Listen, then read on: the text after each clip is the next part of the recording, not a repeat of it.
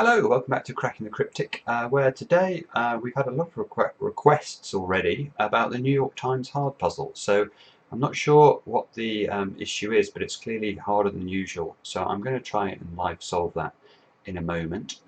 One thing I just wanted to mention before we start is that Mark and I have decided to sort of revamp our Patreon site a little bit. So we do have a number of people who are patrons, and we really appreciate that. But we think we can make it better. So now everybody who becomes a patron, which as you can see there, the minimum sum is $2 a month. They're going to receive one of our puzzles. So we will design a puzzle and we will send that out to all our patrons every month. And then if you do decide to become a $3 patron, so just $1 more, you'll also get access to a video on how to solve that puzzle. So we hope that that is sort of a suitable way of thanking you guys for supporting us on Patreon. And just one other aspect as well, we have had a few queries over the last few weeks to say, how do I guarantee that my puzzle or my request gets turned into a Cracking the Cryptic video? Well, up to this point there's been no way of guaranteeing that. These videos take us ages to make, as I'm sure you guys appreciate. You know, it's not just in many ways the solving actually is the easy bit. You know, you sort of do the solve, record it, but then editing it, especially if we have to add graphics, checking there are no mistakes in the file, uploading it, putting in all the keywords, etc. It just takes ages, and maybe it's because we're not expert at it, but it certainly seems to take a lot of our time, and that's one of the reasons we've never been able to accommodate you know, people saying, well, I really want you to do a video on this particular puzzle, and not least because we get a lot of requests. But now we have introduced a pretty crazily expensive option for some of you. If you're in a position to sponsor us and you're prepared to pay the money, then we will guarantee that we will make a video of your puzzle. So we can't offer too many of those, because obviously if we did, and if they did turn out to be popular, then we would spend our entire lives making Cracking the Cryptic videos, and while Mark and I would both quite like to do that, I think our other halves and families would have something to say. So anyway, I just wanted to tell you a bit about that. I hope it's an exciting development, especially the stuff about, you know, our own puzzles going out to patrons. And don't worry if you're not interested in becoming a patron. The YouTube channel will continue as is, you know, and we hope you continue to enjoy it. So okay, so let's go. Let's see how we get on with this. So we've got ones. We have 1, 1, 1, and 1. So this square here has got to be a 1. And we get to pencil mark some 1s in the middle, look. So the interaction of this one and this one means there's a 1 in one of those two squares, and therefore in this 3x3 block the 1 must be in one of these two squares, and there's a 1 here. So this is a 1. Let's mark some 1s there. Okay, so what next? Let's take a look at 2s. I guess probably go in order, shall we?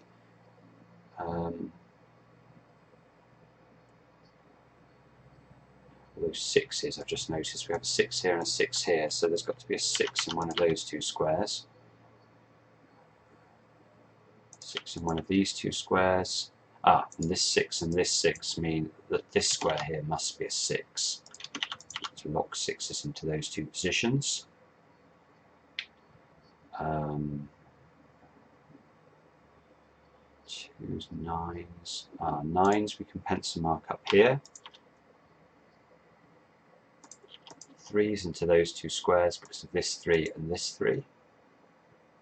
Some people have commented actually that when we solve, both Mark and I, we don't tend to go in any normal order. So I think some of you, you know, if you're presented with a puzzle like this, you would go, you know, you do the 1s, then you do the 2s, you know, and it would be very regimented as to how you approach the solve. Now, as you can see, we're much more flighty than that. So 3's here, 3 and the 3 here, so this square here is going to have to be a 3. Now the moment this happens, and I eliminate one of the pencil marks for my 6, the nice thing about this notation is I can immediately therefore write in the 6 into the other position. Now this 6 and this 6, they interact on this block, look, and they give us a 6 in one of these two positions. Now this is one of the nice things and one of the reasons that we recommend this particular method of notation, is it allows you to very quickly spot things like this. So you can see now we have 6's here locked into columns 1 and 2. And in this block we've got 6's locked into column 1 and 2 as well. Now we can all see we're going to have to put a 6 somewhere into column 3, but we now know it's got to be up here. It can't be here, here, here or here. So we get to position 6's like that, and in fact look, we've got these pencil mark 6's there, so this cannot be a 6. And I've just noticed that that 6 that we got when we unwind our earlier pencil marks would also allow us to unwind that one too. So there we go, we've made a little bit of progress. Now 5's, this 5 here and this 5 here are interacting on this block. Pencil mark 5's, pencil mark those two squares as well. 4's we've looked at. 8. This 8 means there's an 8 in one of these two squares. 2, 6, 5's, 6, 9. There. Okay. What's the next number? One place I'm tempted to look actually is this row. And the reason is that this row has a lot of digits in it, but it also contains a 7, which is a rare digit in this puzzle. If we look at the overall, sort of take a step back and stare at the grid, one of the things that you can note is there's only one 8 in the grid and there's only one 7 in the grid. So when we're looking for hidden singles, my eyes would all very much be drawn to this row. Not the 8 so much, because in the 8's row and its column there are very few other digits, whereas in the 7's row and column we've got all these other digits as well. So I know the open cells here can only contain the numbers 2, 6, 8 and 9, so we almost get a hidden single there, we almost get one there, that. So it's no good on this occasion, but that's just to illustrate how I think about, or where my eyes are drawn next. So what can we do now? 9's, these 9's interact, look, to give us a 9 into one of those two squares. 7 here locks a 7 into one of those two positions as well.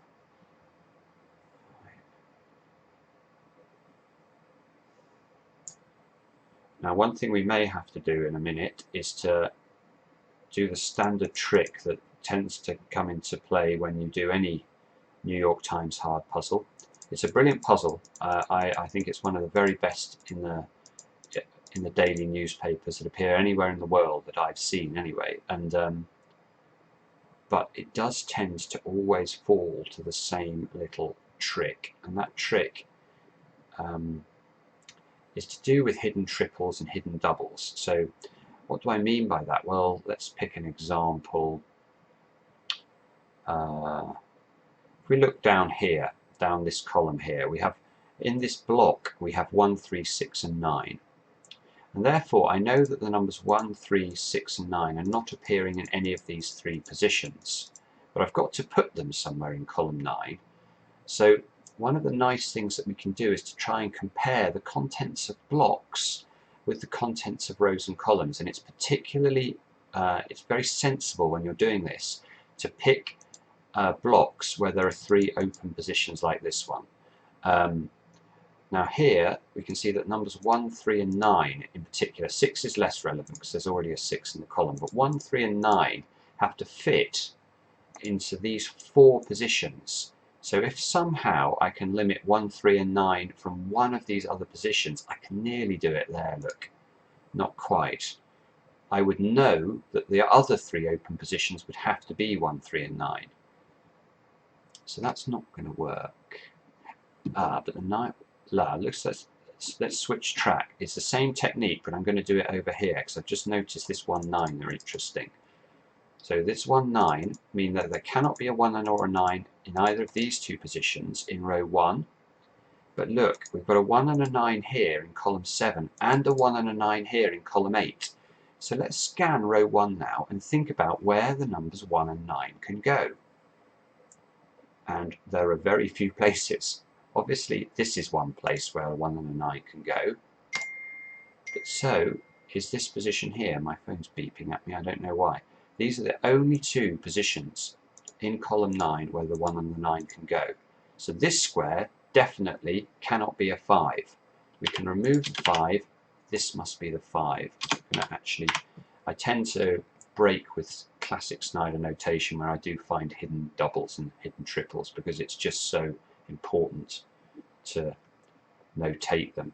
Now this 2, obviously, if we look at this 3 by 3 block now, without having spotted this hidden pair in row 1, this square could have been a 2.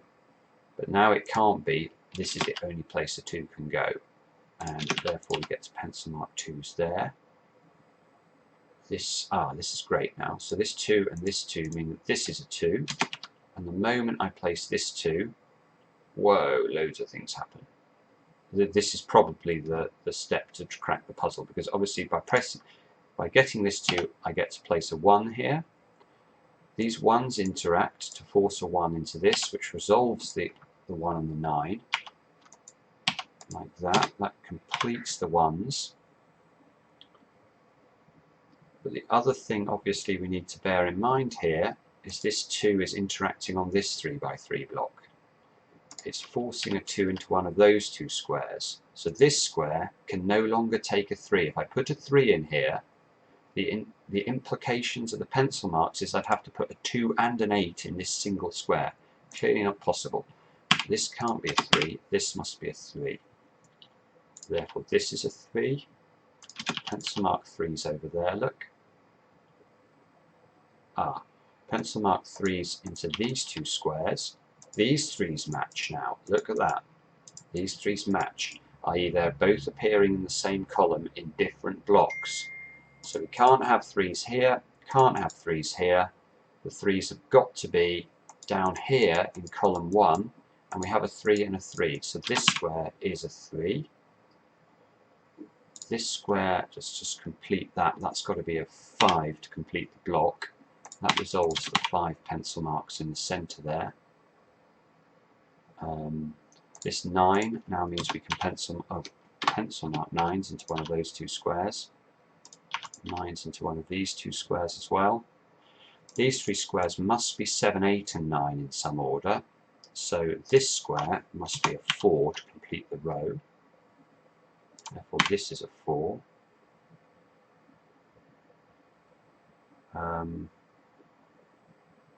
4, 4, 9, 9.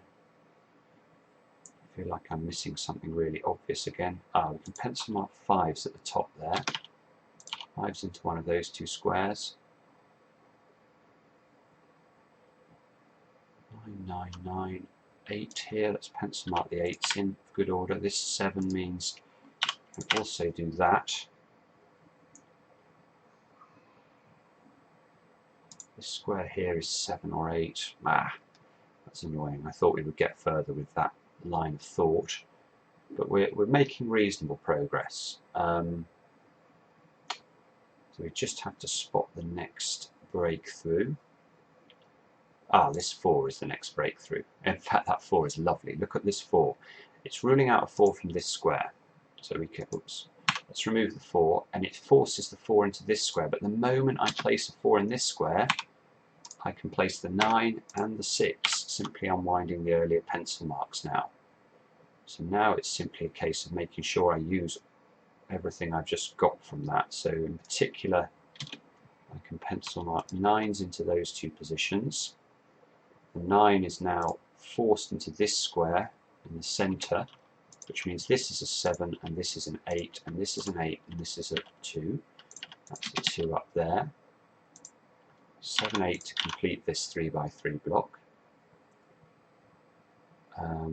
This square here now is forced to be a 7, I think. So let's put that in. And we need 2 and 3 into these two squares, and there's a 2 here. So that's a 2 and a 3 in that order. Therefore, this is a 3, and we get another number done. 2, 2. This is a 2. And that again allows us to put the 6 in straight away. 6, 6. 6 is a change colour now as well. That is good.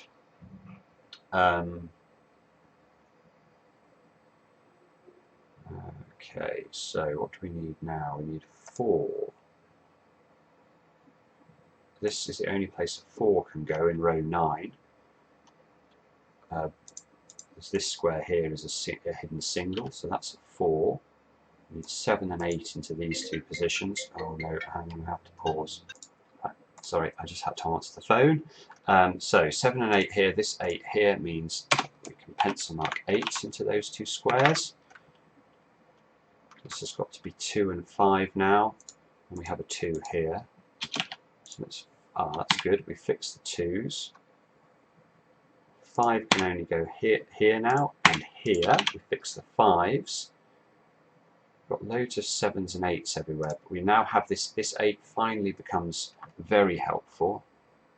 I think that was the first 8, that was only 8 at the start, wasn't it, if I remember rightly. So that's 8, that's 7, that's 8, that's 7, that's 7, that's 8. This must be 8 here now. Sorry, I'm shortcutting that slightly because I've noticed that if I fully pencil mark, I can pencil mark the 8's into this square in this 3 by 3 block, and that interacts with this 8 here to force this square to be an 8. The moment I do that, I get to place the 8, the 9, and the 7. Let's mark this. This square here has got to be, what's it going to be, a 9, I think? 9, 9, that means this is a 9. That's all looking positive, isn't it? Let's complete this column now. What's it going to be? I think this is an 8, which means this is an 8. Remove the 8 here, and you can see the puzzle's obviously solved now. But I hope that that was a reasonable sort of run through of why this method of notation is great and what the trick is when you're solving most New York Times hard puzzles. So thanks very much for watching. If you enjoy the channel, please subscribe. Please give us a thumbs up. We really appreciate it. And we'll be back soon with another edition of Cracking the Cryptic.